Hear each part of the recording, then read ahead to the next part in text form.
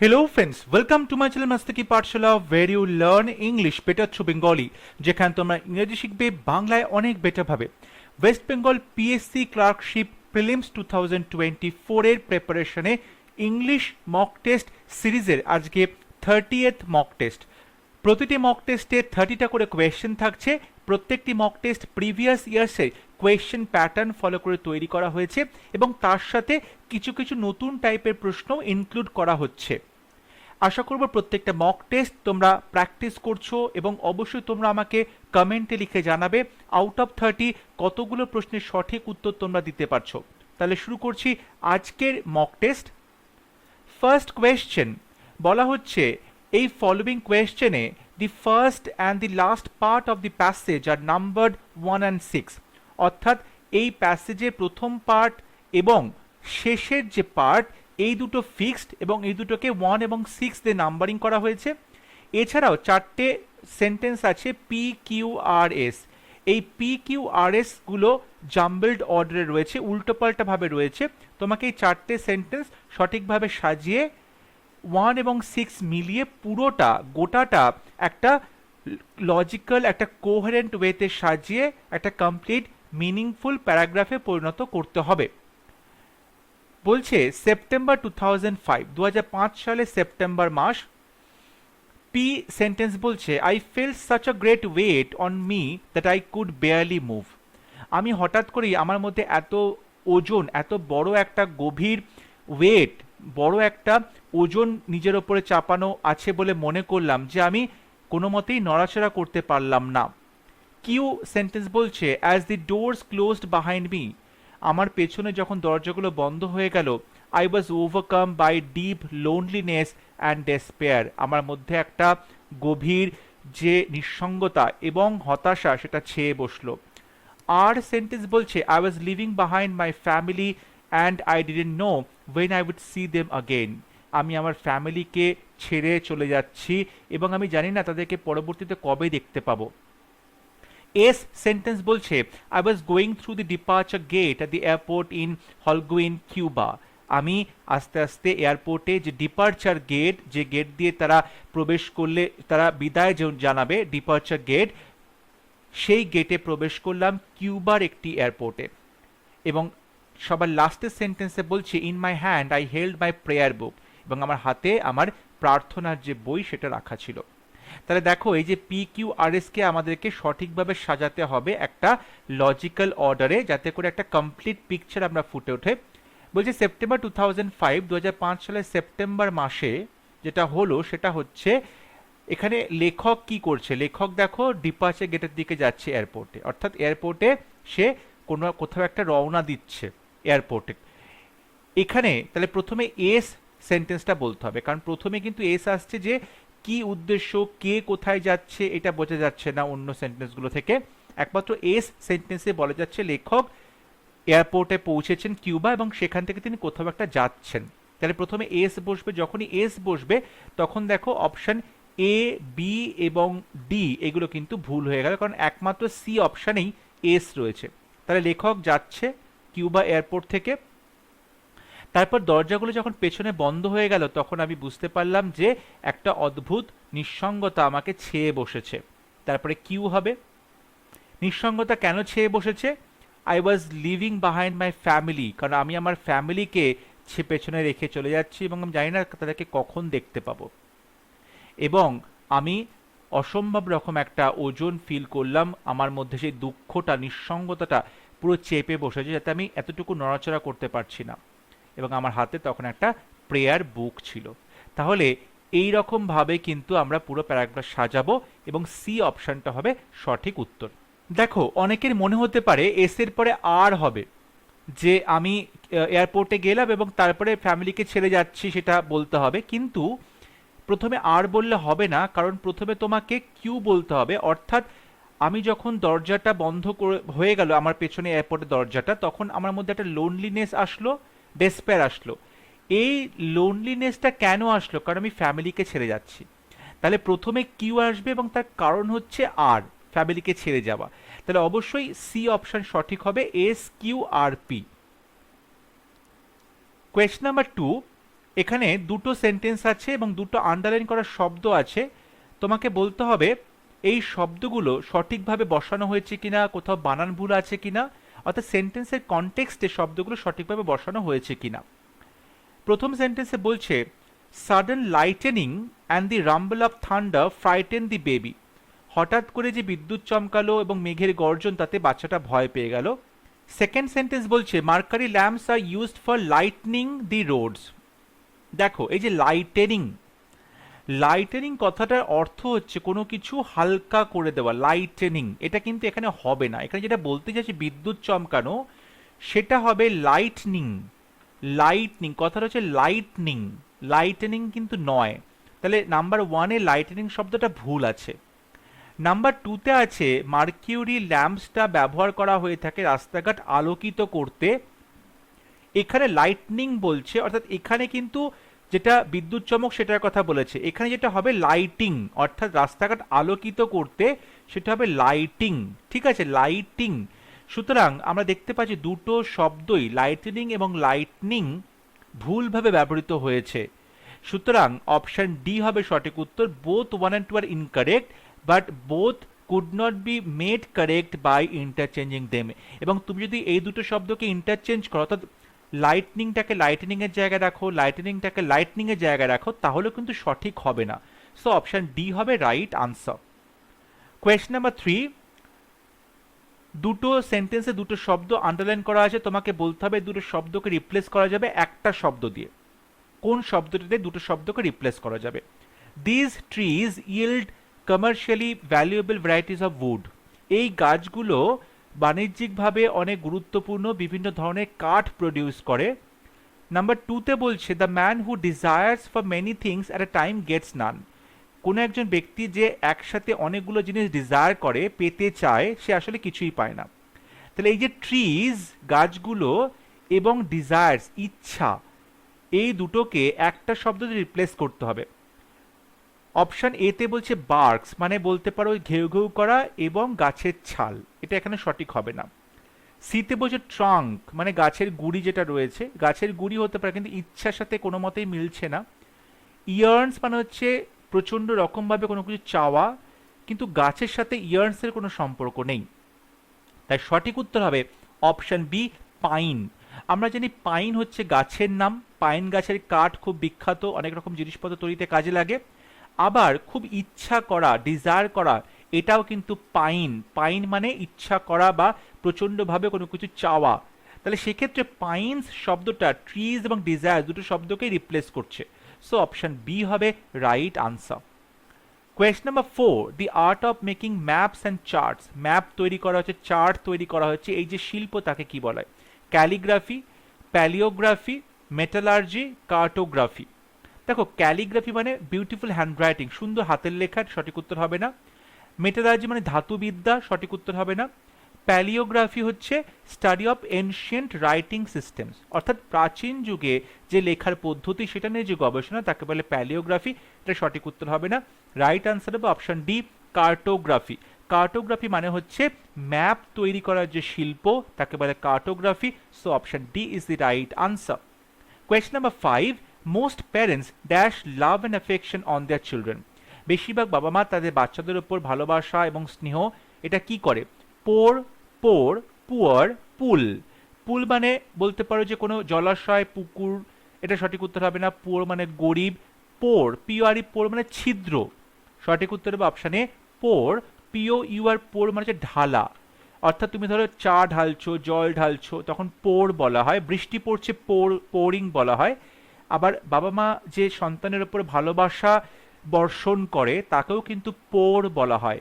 So এক্ষেত্রে option A হবে right answer, POUR, most parents pour love and affection on their children.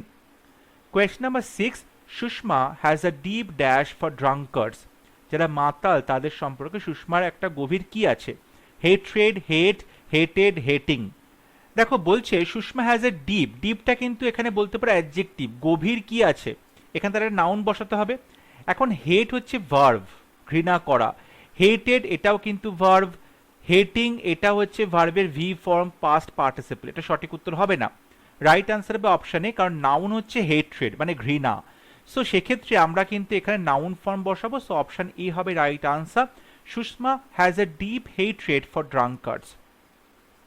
Question number 7, one should always set dash some money for emergency. এমার্জেন্সির জন্য অবশ্যই কোনো মানুষের উচিত, সবার উচিত টাকা পয়সা কি করা, জমিয়ে রাখা। Set, set aside, set on, set by, set out. দেখো সেট আউট, সেট আউট মানে কোনো কিছু স্টার্ট করা, কোনো জার্নি স্টার্ট করা, কোনো জার্নি স্টার্ট করা, ঠিক আছে, জার্নি স্টার্ট করা তাকে সেট আউট বলে, সঠিক হবে না। তারপরে বলছে সেট অন, সেট অন কথার অর্থ হচ্ছে কাউকে লেলিয়ে দেওয়া, ধরো কারোর পিছনে কাউকে লেলিয়ে দেওয়া, এটা সঠিক উত্তর হবে না। রাইট আনসার বা option A set aside, set aside মানে কোনো কিছু সরিয়ে রাখা, টাকা পয়সা জমিয়ে রাখা। সো অপশন এ হবে right answer, one should always set aside some money for emergency. Question number 8, the train is expected to arrive in a few minutes dash platform 6. Platform number 6 এ ট্রেনটা আসবে। In platform 6, above, near, on.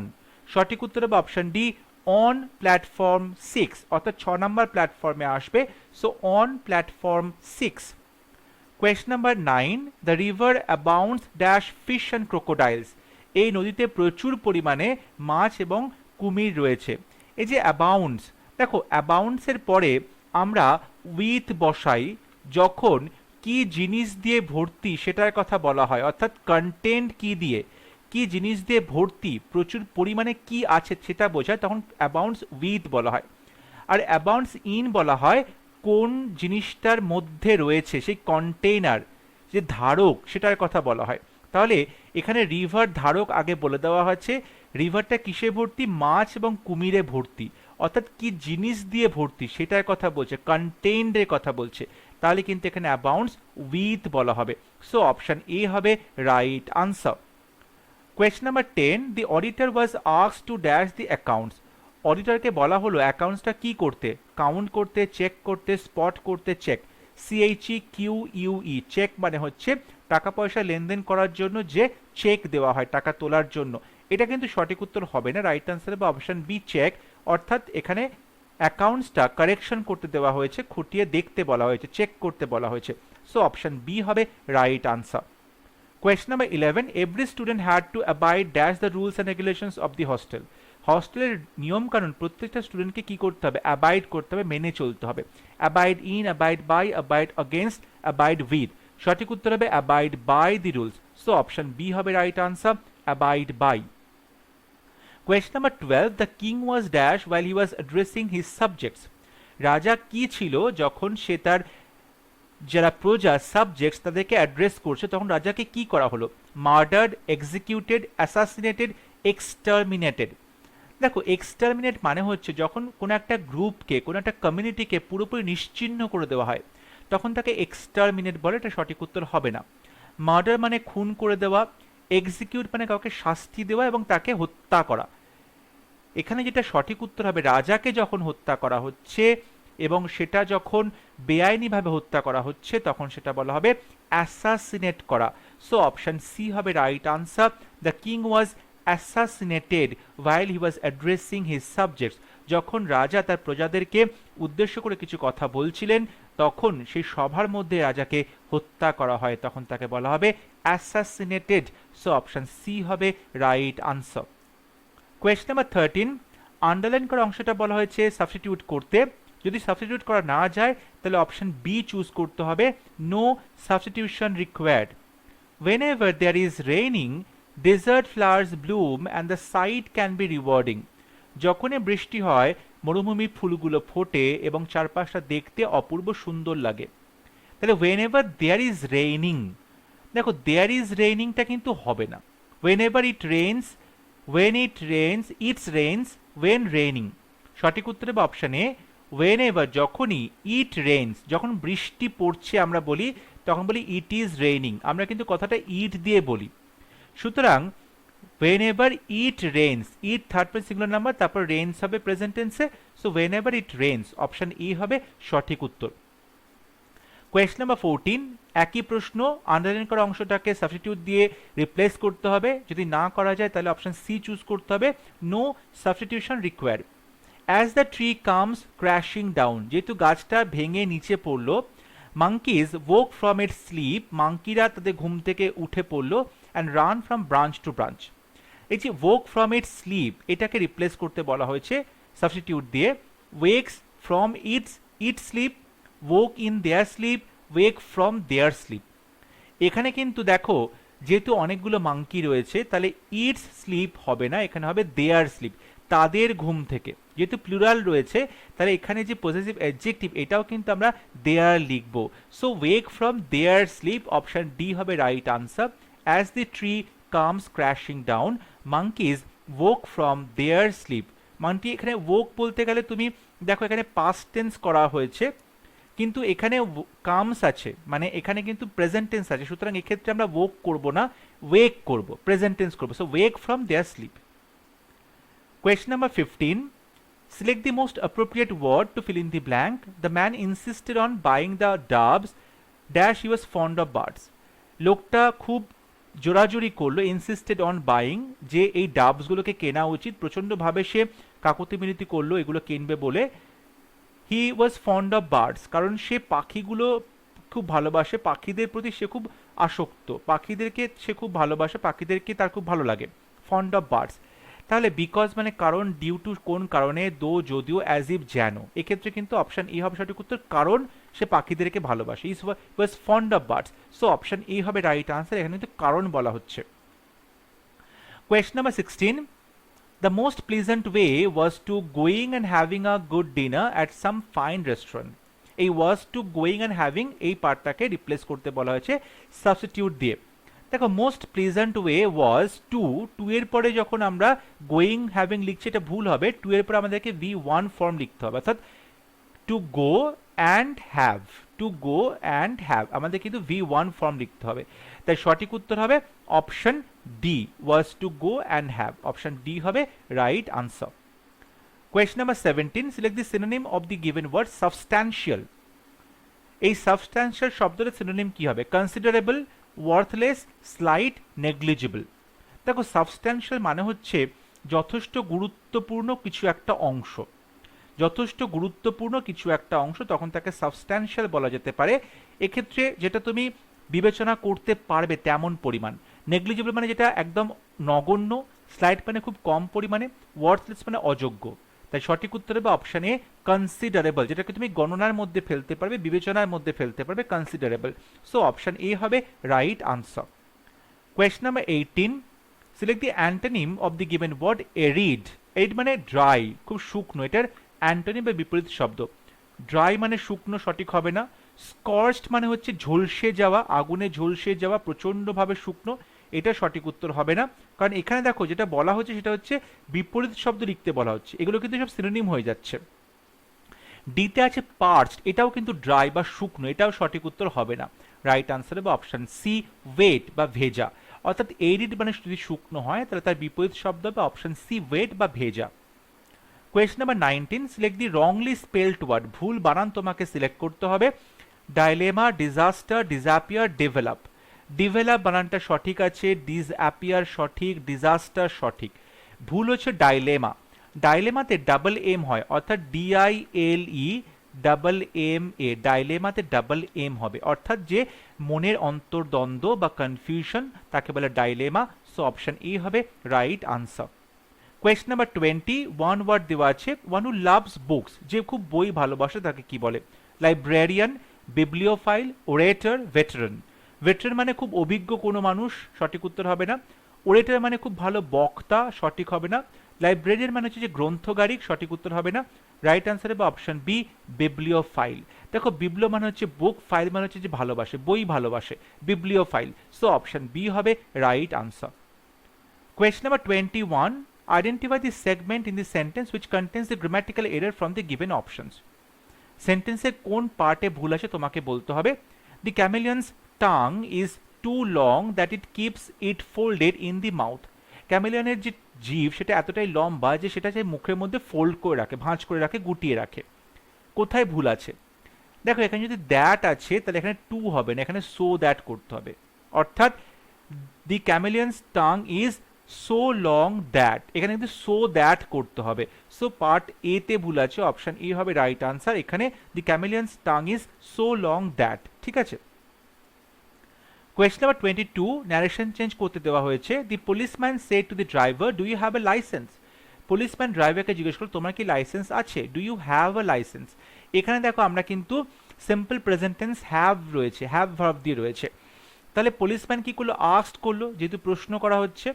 তারপরে এখানে দেখো do দিয়ে প্রশ্ন করছে, মানে yes no question, তাহলে এখানে ওয়েদার বসানো হবে। এই পর্যন্ত ঠিক আছে। বলছে ইউ, ইউ মানে কাকে বলছে, ড্রাইভারকে বলছে, তাহলে এখানে হি হবে। তারপরে দেখো অপশন এতে বলছে হ্যাভ, হ্যাভ হবে না। ডিতে বলছে হ্যাজ, হ্যাজ হবে না। সিতে বলছে হ্যাড, হ্যাড, অর্থাৎ এখানে কিন্তু পাস্ট পারফেক্ট টেন্স বলছে। এখানে সিম্পল প্রেজেন্ট টেন্স আছে, সেটা সিম্পল পাস্ট টেন্স হয়ে যাবে, সেটা হচ্ছে হ্যাড, হ্যাভটা হয়ে যাবে হ্যাড। সো অপশন বি হবে right answer. The policeman asked the driver whether he had a license. Question number 23, turn the following sentence into a complex sentence. You may go anywhere, তুমি যে কোনো জায়গায় যেতে পারো, এটাকে কমপ্লেক্স সেন্টেন্সে পরিণত করতে হবে, অর্থাৎ একটা সাবক্লজ লিখতে হবে। You may go everywhere, you may not be able to go anywhere, you may go wherever you like, you may go anywhere and everywhere. বলছে তুমি যে কোনো জায়গায় যেতে পারো। দেখ এখানে বলছি you may go anywhere and everywhere, এটা কিন্তু কম্পাউন্ড সেন্টেন্স, কমপ্লেক্স নয়। ইউ মে গো এভরিওয়্যার, এটা কিন্তু সিম্পল সেন্টেন্স।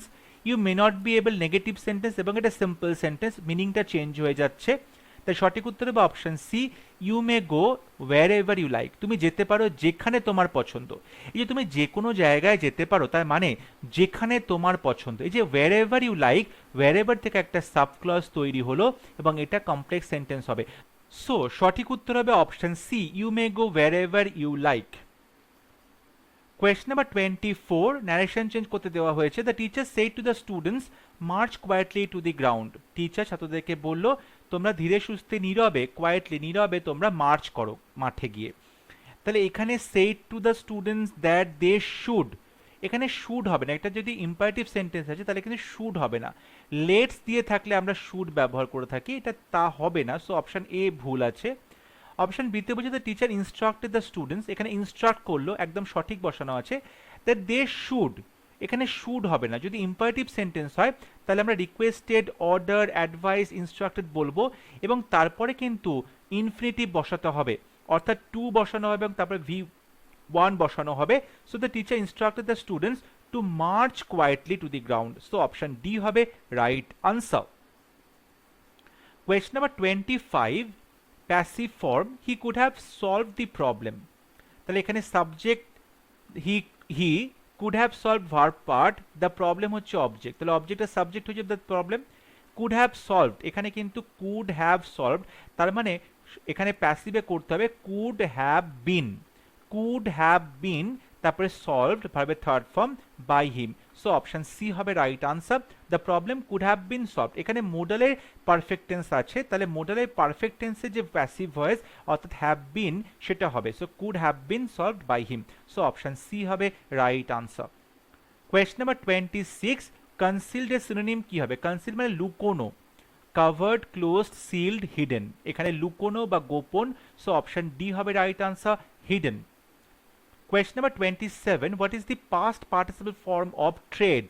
ট্রেড এই ভার্বটার পাস্ট পার্টিসিপল ফর্ম কি? ট্রেড মানে হচ্ছে পা দিয়ে মারিয়ে যাওয়া। Treaded, trodden, treading, tread. সঠিক উত্তর option B, trodden. Tread past form হবে ট্রড, এবং পাস্ট পার্টিসিপল ফর্ম হবে ট্রড কিংবা ট্রডেন, দুটোই হতে পারে। সো সঠিক উত্তর হবে option B, trodden. Question number 28, an eye wash means, an eye wash এই ইডিয়ামটি অর্থ কি? ইন রাইটিং লিখিত আকারে, ইন প্রিটেন্স ভান করা বা একটা ছলচাতুরি করা, অ্যাভয়েড টকিং কথা না বলা, আর রেয়ার ইভেন্ট খুব বিরল ঘটনা। অ্যান আই ওয়াশ মানে হচ্ছে কোনো কিছু প্রিটেন্স করা হচ্ছে, ভান করা হচ্ছে কোনো কিছু। সো অপশন বি হবে right answer. Question number 29, the eldest sister received the lion's share of her father's property. তার বাবার সম্পত্তির লায়ন্স শেয়ার পেয়েছে বড় বোন। এই যে লায়ন্স শেয়ার এই ইডিয়ামটি অর্থ কি? The largest portion, the entire amount, the smallest part, no portion at all. সঠিক উত্তর হবে option A, the largest portion, সব থেকে বড় যে অংশ সম্পত্তির সেটা পেয়েছে বড় মেয়েটি। সো অপশন এ হবে রাইট আনসার। আজকে মক টেস্টের last question, select the wrongly spelled word, ভুল বানান তোমাকে চুজ করতে হবে। Existence, experience, eminent, explanation. দেখো এক্সপ্লানেশন বানানটা সঠিক আছে, এমিনেন্ট বানানটা সঠিক আছে, এক্সপিরিয়েন্স বানানটাও সঠিক আছে। ভুল হচ্ছে অপশানে এক্সিস্টেন্স। এক্সিস্টেন্স বানানটা হয় ইএক্সআইএস টিইএনসিই, এক্সিস্টেন্স হচ্ছে টিইএনসিই। সো অপশন ই হবে রাইট আনসার। এক্সিস্টেন্স এখানে বানানটা ভুল আছে। সো সঠিক উত্তর অপশন এ। তোমরা আমাকে অবশ্যই জানাবে কমেন্টে আউট অফ 30 কতগুলো প্রশ্ন তোমরা সঠিক উত্তর করতে পারলে। আই হোপ তোমাদের আজ ক্লাস ভালো লেগেছে। যদি ভিডিওটি ভালো লাগে অবশ্যই ভিডিওটি লাইক করবে, শেয়ার করবে এবং আমার চ্যানেলটি সাবস্ক্রাইব করতে ভুলবে না। পরবর্তী লেসনে খুব শীঘ্র দেখা হবে। ততক্ষণ সবাই ভালো থাকবে, সুস্থ থাকবে। Thank you.